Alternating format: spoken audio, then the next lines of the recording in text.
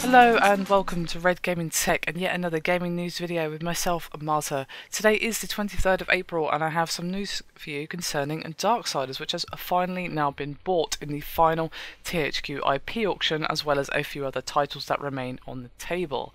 So, who has bought this particular franchise, I hear you ask? Well, it's Nordic Games, who you may remember as they've published several games over the years, including a lot of the Painkiller games of recent years, like Painkiller Redemption and so forth, as well as an indie game by the name of Rochard, which I believe we covered on this channel if I remember correctly. And yes, they picked up Darksiders Red Faction MX vs ATV for 4.9 million, and this particular deal also included the franchises Supreme Commander, Frontlines, Stuntman, Juiced, Full Spectrum Warrior, Destroy All Humans, and more. And the owner and CEO of Nordic Games had this to say: "First and foremost, we are very happy about this deal, which also turns over a new leaf for the entire Nordic Games Group. In the long term, we either want to cooperate with the original creators or best possible developers in order to work on sequels or additional content for these titles. A very important point, for us is not to dash into several self-financed multi-million-dollar projects right away, but rather continue our in-depth analysis of all titles and carefully selecting different financing models for developing new installments of acquired IPs." So yes, pretty much all of the items on the table for THQ have now been bought. So that is the final auction.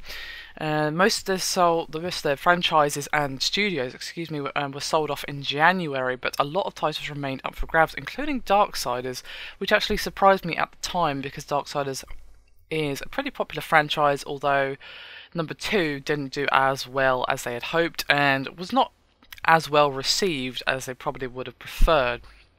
I personally really liked it. It had its share of problems, to be sure, but I thought it was a pretty good game with issues that, while brought the game down, did not stop it from being very, very good indeed. Now, the US Bankruptcy Court does have to finalise the sale on May 13th, but they've pretty much got these franchises in their hands now, so hopefully we'll see them do something with it.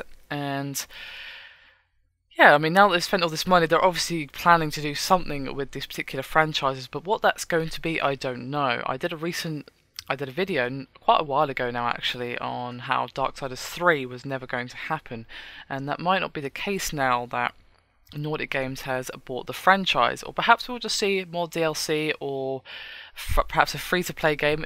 My curiosity was piqued by his use of the word different financing models. That means that we could be seeing some free-to-play versions of those franchises that they've bought. So maybe we won't see like a full-price AAA release of Darksiders 3, but you know, it remains to be seen. The future has, well, only the future will tell, only time will tell, as they say. So I definitely want to see Darksiders come back in some form. I'm just going to keep my eyes peeled and see what, if anything, Nordic Games do with that particular IP.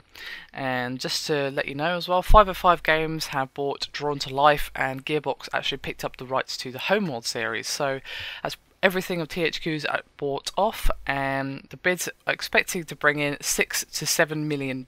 So they've brought in quite a bit of money with the sales, but obviously THQ are done for, and the only trace of them we're going to see is the mark that they left on the games that they have sold, which is a real shame, and my thoughts do go out to them. But still, now that these games have found new homes, hopefully we can see new and interesting ideas come forth for all the franchises.